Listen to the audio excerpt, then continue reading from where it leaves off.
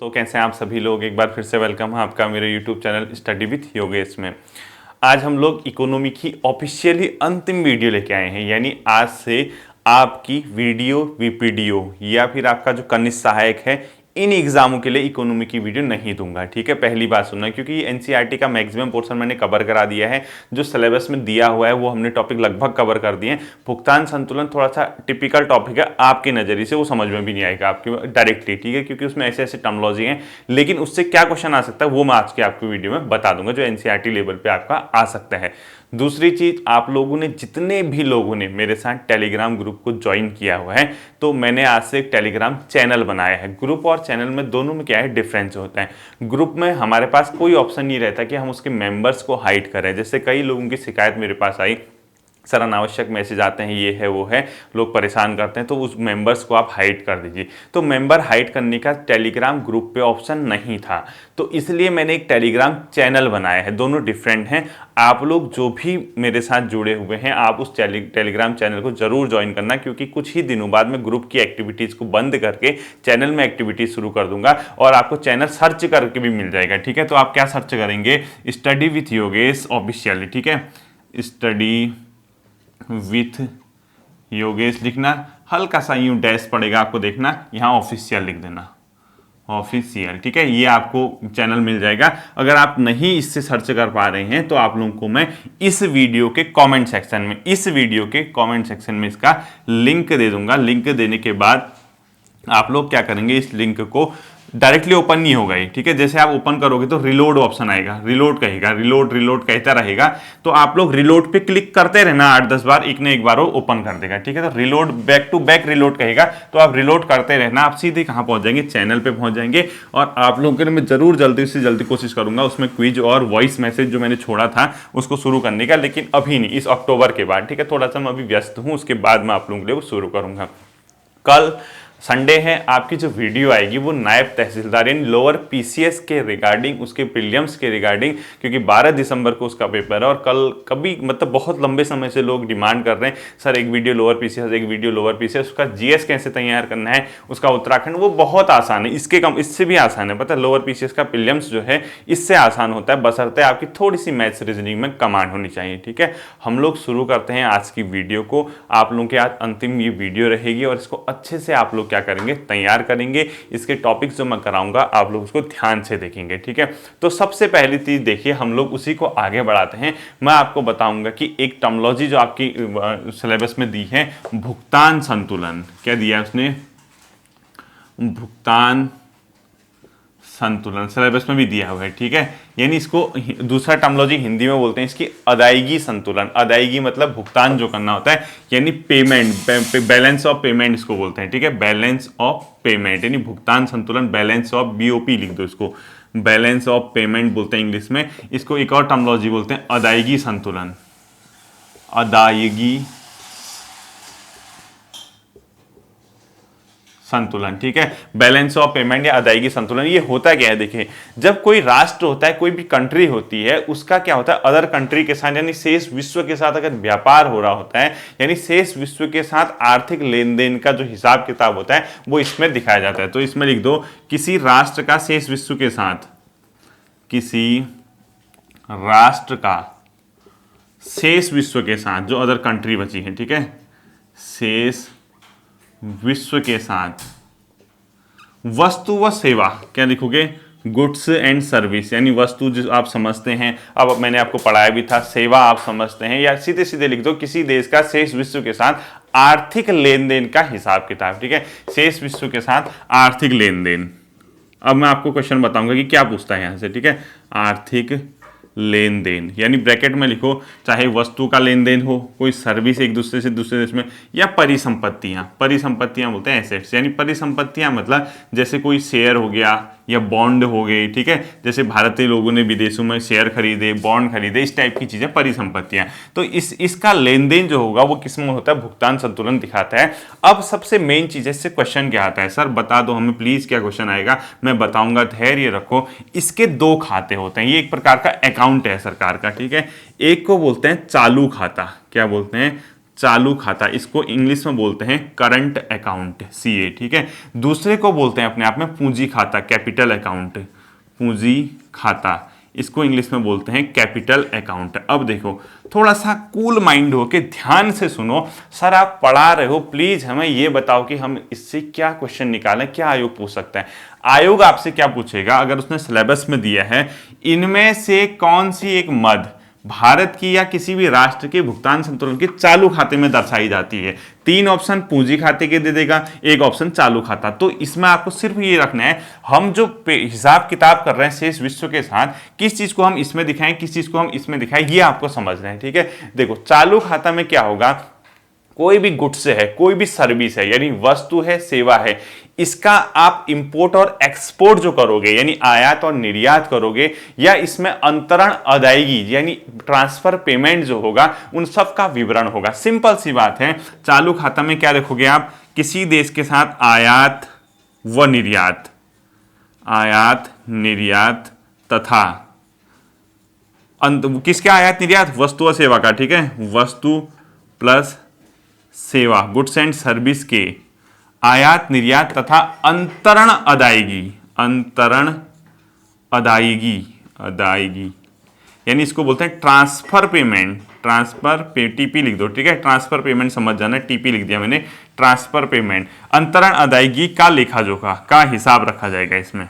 तो सिंपल सी बात है, अगर भारत किसी देश के साथ व्यापार करता है या वर्ल्ड के साथ, उसका व्यापार जो होगा भुगतान संतुलन दिखाया जाएगा। उसके 2 अकाउंट होंगे, एक को भारत सरकार चालू खाता कहेगी, एक को पूंजी खाता। अब भारत को चालू खाते में क्या दिखाने, अगर बताइए ये मार्कर किसी देश में जा रही, क्या है, वस्तु है जिसको आप छू पा रहे हैं, ठीक है, दूसरे देश में जा रहा है, तो ये क्या हो गया, वस्तु का व्यापार। सर्विस का व्यापार यानी कहीं आप पर्यटन सुविधाओं को बढ़ावा दे रहे हैं, कहीं बैंकिंग को दे रहे हैं, कहीं बीमा पॉलिसी को दे रहे हैं, कहीं आप परिवहन को दे रहे हैं, इस टाइप की चीजें, कहीं सॉफ्टवेयर को दे रही है, क्या होता है, सर्विस के अंदर आते हैं, सेवाएं, हॉस्पिटल कर रहे हैं, ये सब के सब क्या आता है, टूरिज्म वगैरह, सब के सब सेवा आता है। तो उनका व्यापार कितना, भारत को मुनाफा नुकसान जो भी हुआ, वो सब किस में दिखाओगे, करंट अकाउंट में। साथ ही साथ अंतरण अदायगी क्या होता है, अब देखो ये ट्रांसफर पेमेंट क्या होता है, ये टर्मिनोलॉजी, ये क्या होता है, आपका रिश्तेदार कोई फॉरेन पे रहता है, उसने आपको कोई उपहार भेज दिया, वो क्या आएगा, अंतरण अदायगी। उसने कोई आपको पैसा दे दिया, उसने कोई अनुदान दे दिया, यानी जिसका भारत को या उसके लोगों को वापस नहीं करना होता, यानी मुफ्त में, यानी जो चीज मिलती है वो अंतरण अदायगी कहलाती है। यानी आप इसके बदले इसको रिटर्न कुछ नहीं करोगे। जैसे किसी ने धन को प्रेषित किया, यानी मनी सेंड की, या किसी ने कोई उपहार भेजा, किसी ने अनुदान दिया, जिसको आपने रिटर्न नहीं करना है, ठीक है। तो अंतरण अनुदान मतलब अदायगी में क्या क्या आएगा, जैसे कोई धन प्रेषण है, मनी सेंड की किसी ने, धन प्रेषण, या किसी उपहार दे दिया, गिफ्ट वगैरह, या कोई अनुदान दे दिया, ठीक है, ग्रांट्स इसको बोलते हैं। तो ये सब के सब अंतरण अदायगी में आएंगे, और इसको आपने रिटर्न नहीं करना, ध्यान रखना, ये वापस नहीं जाता इसको। तो ये सब के सब किसमें दिखाओगे आप, चालू खाता। आप क्वेश्चन क्या पूछेगा, इनमें से कौन सी मद भुगतान संतुलन के चालू खाते के हिस्से में अंदर आती है। ऑप्शन दे देगा, वस्तु व सेवा का व्यापार निर्यात, या कुछ और चीज, परिसंपत्तियों का लेन देन। तो ध्यान रखना, चालू खाता में आपको ये दिखाते हैं, ये चीज ध्यान रखना। दूसरा आता है आपका पूंजी खाता। पूंजी खाता में क्या होगा, जो परिसंपत्तियों का लेन देन होगा। अब आप कहोगे सर परिसंपत्तियां क्या होती है, परिसंपत्तियों का मतलब जैसे कोई शेयर है, बॉन्ड है, मुद्रा है, स्टॉक है, ये सब के सब होती है परिसंपत्तियां, ठीक है। यानी जैसे कोई मुद्रा है, पैसा वैसा मनी, ठीक है, या कोई आपका मतलब शेयर है, या कोई बॉन्ड है, ये सब चीजें बोल दी जाती है परिसंपत्ति। तो परिसंपत्तियों का जो विवरण होगा, क्रय और विक्रय का, हमने कितना खरीदा, हमने कितना बेचा, ये सब का सब क्या आता है पूंजी खाते में। तो इसमें लिख दो परिसंपत्तियों। अब मुझे उम्मीद करता हूं आपके समझ आ गया होगा भुगतान संतुलन के खातों के बारे में। परिसंपत्तियों जैसे क्या क्या हो गया, जैसे जैसे बंध पत्र, कोई बॉन्ड था, बॉन्ड भारत सरकार ने बेच दिया या खरीद दिया, बेचेगा तो भारत को पैसा मिलेगा, खरीदेगा तो भारत पैसा देगा, जो भी है, ठीक है। कोई शेयर है, क्या हो गया, कोई शेयर हो गया, यानी बंध पत्र है, शेयर है। इसके अलावा आपका जो परिसंपत्तियों में आ सकता है वो क्या आ सकता है, जैसे कोई मुद्रा है, स्टॉक है, ये सब के सब, जैसे कहते हैं मुद्रा, स्टॉक, जैसे स्टॉक मार्केट होता है ना, आपने सुना होगा, आदि। इसका क्या होगा, क्रय विक्रय का विवरण, क्रय विक्रय विवरण, ये सब के सब क्या आएंगे आपके, ये कौन से खाते में दर्शाओगे इसको, पूंजी खाता में। अब क्वेश्चन यही आना है आपका कि पूंजी खाते में कौन सी चीज दिखाई जाती है, चालू खाते में कौन सी चीज दिखाई जाती है, तो इसको यहाँ पे गलत मत करके आना है, ठीक है। तो इसके अंदर कौन कौन सी आएंगी पूंजी खाता में, जैसे विदेशी लोगों ने जो भारत में निवेश किया, क्योंकि निवेश किया तो शेयर वगैरह कुछ लिए होंगे, तो विदेशी निवेश लिखोगे इसमें, विदेशी निवेश का जो हिसाब किताब रखोगे आप किस में रखोगे, पूंजी खाता में। दूसरा, भारत द्वारा विदेशों में परिसंपत्तियों पे जो निवेश किया जाएगा, इस टाइप की चीजें, यानी भारत द्वारा विदेशों में जो परिसंपत्तियों का क्रय किया जाएगा, खरीदी जाएंगी, यानी भारत ने कोई शेयर खरीद दिया अमेरिका में, कुछ कर दिया, भारत द्वारा विदेशों में परिसंपत्तियों का क्रय,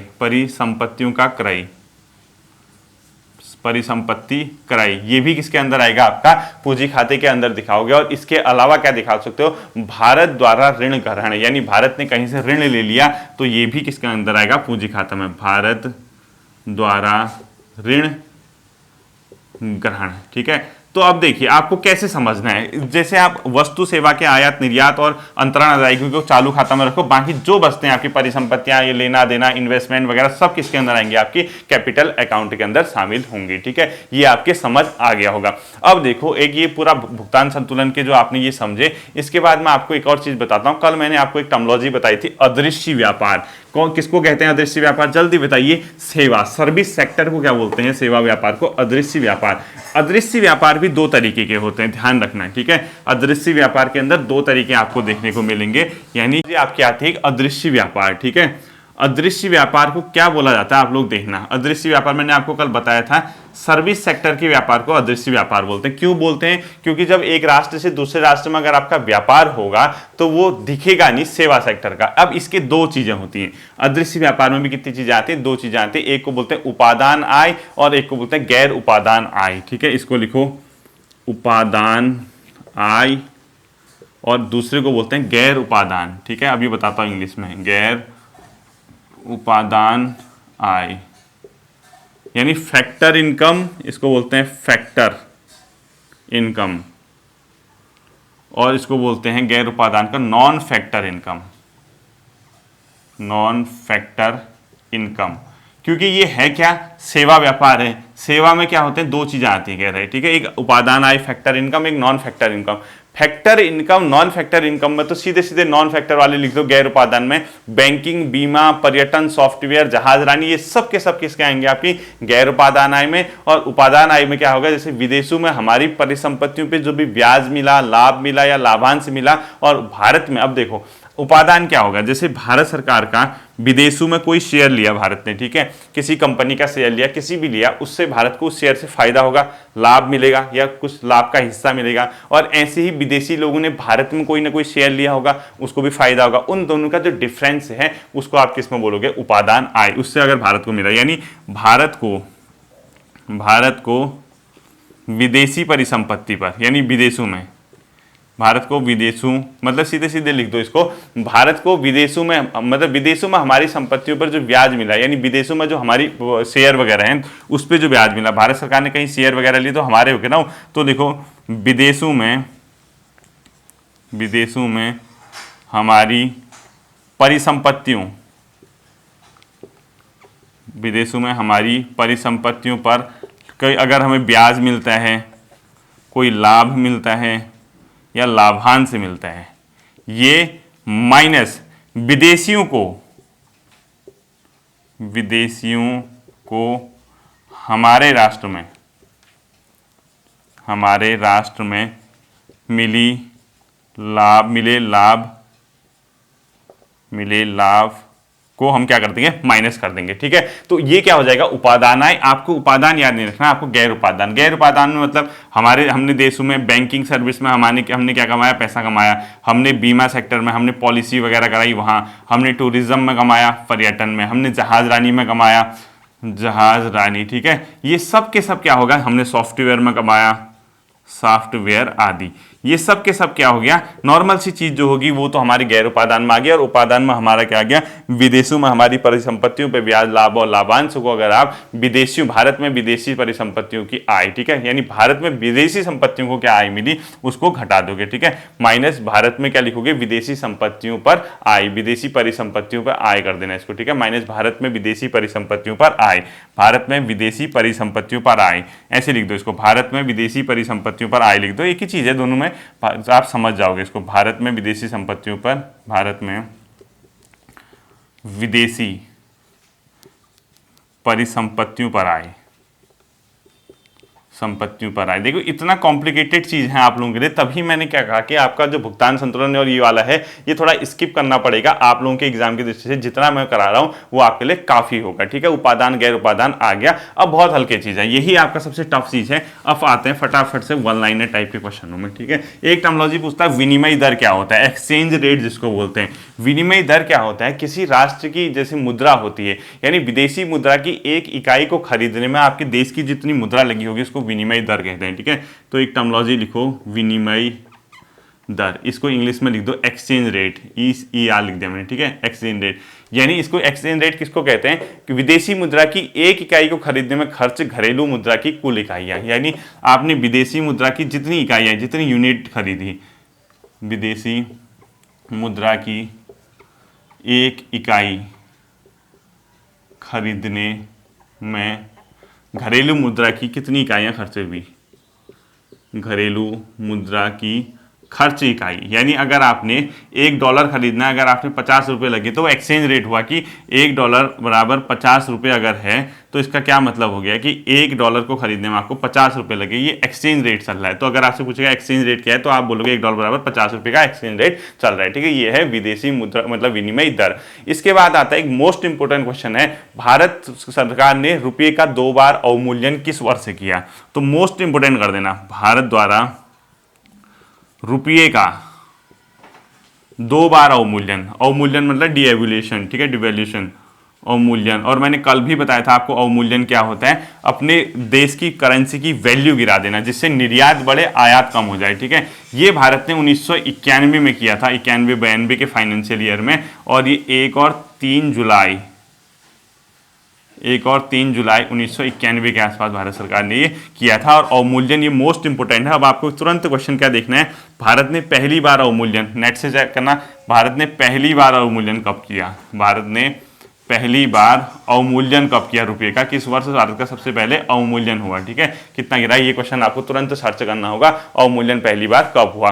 अब आता है एक मोस्ट सुपर इंपोर्टेंट क्वेश्चन, अंतर्राष्ट्रीय व्यापार में कागजी मुद्रा किसको कहते हैं, ठीक है, बहुत कागजी सोना, यानी कागजी सोना भी कहते हैं, और 2-3 नाम और हैं, यानी अंतर्राष्ट्रीय करेंसी में कागजी स्वर्ण किसे कहते हैं, लिखो अंतर्राष्ट्रीय करेंसी में कागजी स्वर्ण, अंतर्राष्ट्रीय करेंसी में कागजी स्वर्ण किसको कहते हैं, ऑप्शन पूछेगा यूरो डॉलर इस टाइप से कुछ, तो इसका आंसर होगा विशेष आहरण अधिकार, स्पेशल ड्राइंग राइट्स को, ठीक है। इसको मैं बताता हूं आपको, विशेष ऐसी क्वेश्चन आता है, आहरण अधिकार को क्या बोला जाता है, कागजी स्वर्ण बोला जाता है, इसको बोलते हैं स्पेशल ड्राइंग राइट्स, एसडीआर। अब क्वेश्चन आएगा यूरो डॉलर एसडीआर, तो वहां गलत मत करके आना, बेहोश मत हो गया ना, विशेष आहरण अधिकार को कागजी स्वर्ण कहते हैं अंतर्राष्ट्रीय व्यापार में, ध्यान रखना। और इसमें क्या किया गया था, एक बार 1997 के 67 के आसपास इसमें क्या किया गया था, अंतर्राष्ट्रीय स्तर पर जो गोल्ड होता है, सोने को मुद्रा के रूप में चलाने के लिए किया गया था, नहीं विशेष आहरण अधिकार किसके लिए था, सोने को अंतर्राष्ट्रीय करेंसी के रूप में लाने के लिए प्रयास किए गए थे, ठीक है। तो क्या किया था, ये सोने को अंतर्राष्ट्रीय करेंसी के रूप में, ताकि देशों के पास विदेशी मुद्रा अंतर्राष्ट्रीय करेंसी बढ़ जाए, ठीक है, सोने को अंतर्राष्ट्रीय करेंसी के रूप में विस्थापित हेतु उसका क्या करना था, अंतर्राष्ट्रीय करेंसी के रूप में विस्थापन करना था, एक्सचेंज करना था, ठीक है। इसके रूप में क्या लाया गया, कागजी स्वर्ण, यानी इसको क्या बोला जाता है, अपने आप में स्पेशल ड्राइंग राइट्स बोले जाते हैं, ठीक है, ध्यान रखना। अब देखना भारतीय रुपया, मोस्ट इंपोर्टेंट, भारतीय रुपया चालू खाते पर, जो मैंने अभी आपको चालू खाता बताया, ठीक है, चालू खाते पर पूर्ण परिवर्तनीय है, परिवर्तनीय कब से किया गया था, इसको 1994 से, ध्यान रखना इसको।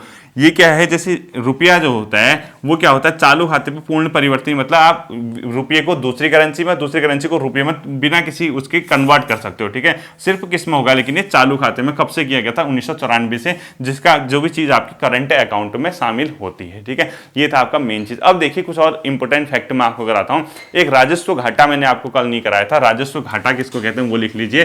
राजस्व घाटा का मतलब सीधे ही है, राजस्व व्यय में से राजस्व प्राप्तियां घटा दोगे, ठीक है। तो राजस्व घाटा किसको कहते हैं, कल मैंने आपको राजस्व पढ़ाया था, जिसमें राजस्व घाटा, आपको राजस्व व्यय कितना हुआ, राजस्व व्यय में से आप क्या करा दोगे, राजस्व प्राप्ति, यानी कितना आपको 100 रुपये का खर्च किया तो कितना आपने उसमें क्या किया, एक्सपेंड किया, कितना मिला आपको, ये सब देखा जाता है। राजस्व घाटा इसको बोला जाता है, इसको भी आप लोग ध्यान करना है, ठीक है। अब एक क्वेश्चन आता है आपका, वैश्विक आर्थिक महामंदी किस सन में हुई थी। मोस्ट इंपोर्टेंट क्वेश्चन, बहुत जगह दिखेगा आपको ये, वैश्विक आर्थिक महामंदी, आर्थिक महामंदी, ठीक है, ये है 1929-30 की, 1929-30 की है वैश्विक आर्थिक महामंदी। 1930 में बहुत मतलब विश्व अभी तक बहुत लंबे समय तक इस महामंदी से क्या रहा था, परेशान रहा था, इसको ध्यान रखना है, ठीक है। अब होता है एक टर्मिनोलॉजी, संतुलित बजट किसको कहते हैं, संतुलित बजट, ठीक। संतुलित बजट में क्या होगा, आपका जो आय और व्यय होगा वो संतुलित होगा, यानी व्यय व प्राप्तियां लगभग क्या होंगी, बराबर होंगी।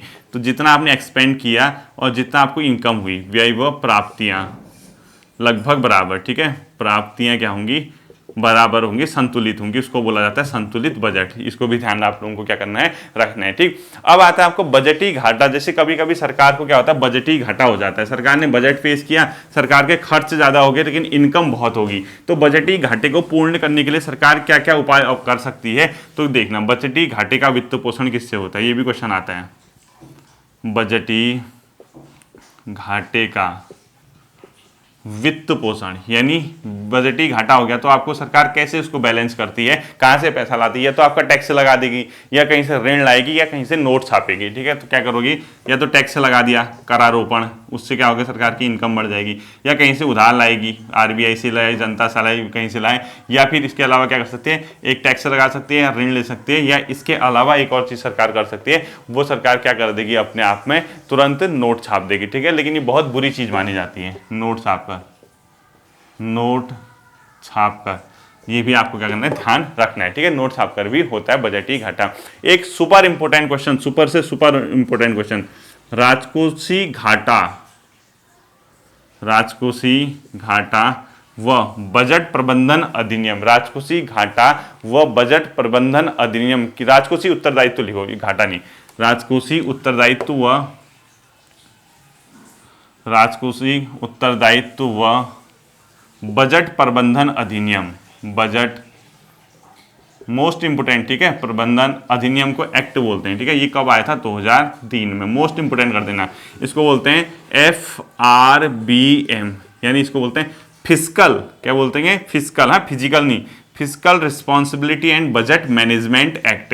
ये कब का है, 2003 का है, ध्यान रखना है इसको। इसमें टारगेट रखा गया था कि हम राजकोषीय घाटे को कितना कम कर सकते हैं, राजकोषीय घाटा कैसे कम किया जा सकता है, क्या हमारा टारगेट होगा, कितने ईयर तक, हम किस साल तक इसको इतना ला सकते हैं, वो सब चीज़ था। हम एक्ट नहीं पढ़ सकते हैं। FRBM एक्ट कब था, 2003 का था। हमें आपको ये फिलहाल के लिए क्या करना है, ध्यान रखना है। अब एक क्वेश्चन आता है, सीमांत उपभोग की प्रवृत्ति क्या होती है, सीमांत उपभोग प्रवृत्ति, ये क्या होती है। देखो, सीमांत उपभोग प्रवृत्ति किसको कहते हैं, आपकी इनकम बढ़ी, जितनी इनकम बढ़ी उसके कंपैरिजन में जो आपका वो बढ़ा, क्या, उपभोग बढ़ा, जो आपने कंज्यूम किया उसका जो रेशियो कहलाता है वो कहलाता है सीमांत उपभोग प्रवृत्ति। यानी इसका सीधा सीधा मतलब है मार्जिनल प्रोपेंसिटी कंज्यूम, ठीक है, marginal propensity consume, marginal propensity consume बोलते हैं इसको, यानी MPR ना MPC, मार्जिनल प्रोपेंसिटी भी कंज्यूम बोलते हैं, सीमांत उपभोग प्रवृत्ति। ये होता है क्या आखिर इकोनॉमी में, इसमें क्या होगा, सिंपल सी बात है, आय में परिवर्तन के कारण जो उपभोग में परिवर्तन हुआ उसका अनुपात, यानी आपकी जो इनकम चेंज हुई, आय में परिवर्तन के कारण उपभोग में परिवर्तन, उपभोग में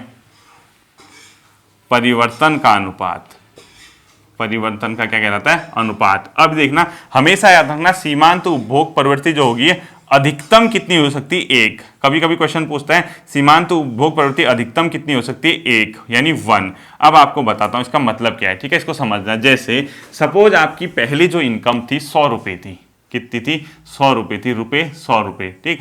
उस कंडीशन में आप किसी चीज की 2 यूनिट का कंज्यूम करते थे, यानी आप किसी चीज की 2 यूनिट क्या करते थे, खाते थे या उपभोग करते थे। अब आपकी क्या होगी, इनकम 100 से 110 रुपये होगी, 100 से कितनी होगी 110 रुपये, ठीक है, 100 से 110 रुपये होगी। लेकिन अब जो आपने खाया ये यूनिट जो है आपने 5 यूनिट कर दी, कितनी कर दी 5 यूनिट। अब बताइए आय में कितना परिवर्तन हुआ, 100 से 110 मतलब 10 रुपये का परिवर्तन हुआ। इसके कारण उपभोग में कितना परिवर्तन हुआ, 2 से 5 पहुंच गया 3, यानी आपका उपभोग में परिवर्तन 3 यूनिट हुआ जब इनकम आपकी 10 यूनिट बढ़ी। तो इसका रेशियो जो होगा 3/10 आपका क्या होगा, सीमांत उपभोग की प्रवृत्ति बोलते हैं इसको, ठीक है। ये अधिकतम 1 हो सकती है, क्योंकि देखो जितना बड़ा 10 रुपये बड़ा खाओगे भी तो 10 ही, ऐसा तो यानी कि 10 अगर आपका बड़ा 10 से ज्यादा खा दिया तो अगर बराबर बढ़ता है 10/10 कर दोगे तो 1 हो जाएगा, इससे ऊपर ये नहीं होती है, ठीक है। तो सीमांत उपभोग की प्रवृत्ति जो होती है 0 से 1 के मध्य होगी, या तो बिल्कुल चेंज नहीं करोगे, ठीक है, या आप 1 से ऊपर चेंज नहीं कर सकते हो, ठीक है। तो सीमांत उपभोग प्रवृत्ति आपको समझ आ गया होगा। तो एमपीसी का मतलब क्या है,